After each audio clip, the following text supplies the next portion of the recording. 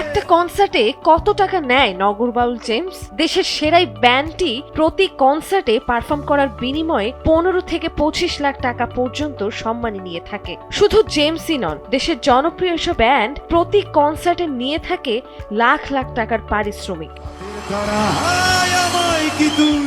দীর্ঘদিনের পরিচিত ও প্রভাবশালী ব্যান্ডগুলোর মধ্যে আর্টসেল প্রতি শো এর জন্য 5 থেকে 6 লাখ টাকা পারিশ্রমিক গ্রহণ করে। কিংবদন্তি ব্যান্ড সোলস প্রতি পারফরমেন্সের জন্য 4.5 লাখ থেকে 5 লাখ টাকা এবং মাইলস 4 থেকে 5 লাখ টাকা সম্মানী ধার্য করে থাকে।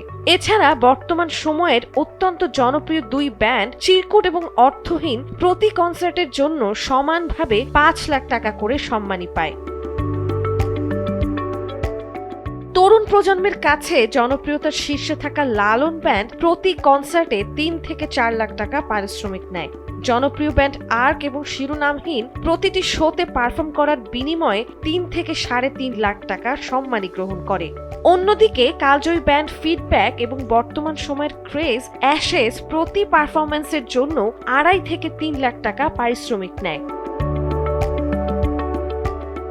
উদীয়মান ব্যান্ডগুলোর মধ্যে বর্তমানে বেশ আলোচনায় থাকা সোনার বাংলা সার্কাস প্রতিটি কনসার্টে পারফর্ম করতে 1.5 থেকে 2 লাখ টাকা সম্মানী নিয়ে থাকে। মূলত গানের আবেদন, ব্যান্ডের ঐতিহ্য এবং দর্শকদের চাহিদার উপর ভিত্তি করেই কনসার্ট আয়োজকরাই পারিশ্রমিক প্রদান করে থাকেন। দেশীয় সঙ্গীতের এই ধারাটি উৎসবের মৌসুমে বিনোদনের অন্যতম প্রধান কেন্দ্রবিন্দু হিসেবে কাজ করে।